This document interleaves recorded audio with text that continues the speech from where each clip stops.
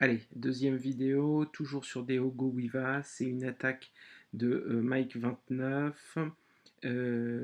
toujours du clan Delirium Tremens, et c'est parti, donc la même compo similaire, c'est-à-dire un golem dans le château de clan, 12 sorciers, toujours la même stratégie avec les Valkyries, donc on nettoie très très large, sinon les Valkyries risquent de tourner.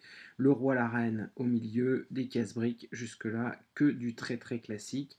On va ensuite envoyer un paquet de Valkyries au milieu. Alors, vraiment la question que je me pose, c'est est-ce qu'il faut les envoyer vite et le risque de les envoyer vite, c'est qu'elles se prennent le château de clan. Alors là, vous voyez, le château de clan, posez pas de soucis, parce que c'était un molosse, et que donc le molosse, je vous rappelle que c'est 12 dégâts par seconde, donc rien du tout. Un roquet de lave, c'est 25 à côté.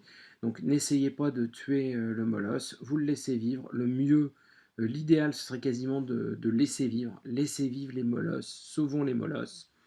Et donc, vous voyez, là, ensuite, on lance les cochons. Alors là, il a lancé les cochons en paquet. Moi, c'est pas ce que je préfère, mais il savait où étaient les bombes géantes parce que c'était une deuxième attaque.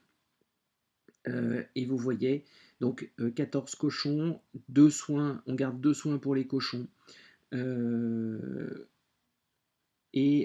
saut en fait sert à diriger les Valkyries. Et là, vous voyez qu'on a dirigé les Valkyries d'un côté du village et les cochons de l'autre. Avec un soin avant la bombe géante, un soin après la bombe géante, une attaque qui se passe sans aucun problème.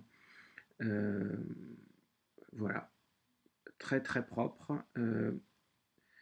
C'est probablement quand même une attaque où il faut connaître la position des bombes géantes, parce que sinon, moi j'ai attaqué ce village en première attaque, et j'avais peur qu'il ait double. Et c'est vrai que j'ai fait un Go Wiva de base qui a fait 95%. Euh, euh, voilà.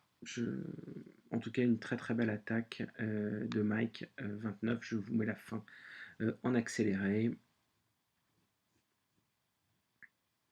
Voilà. Et il n'y a plus que du clean. Je vais essayer de vous trouver une troisième vidéo.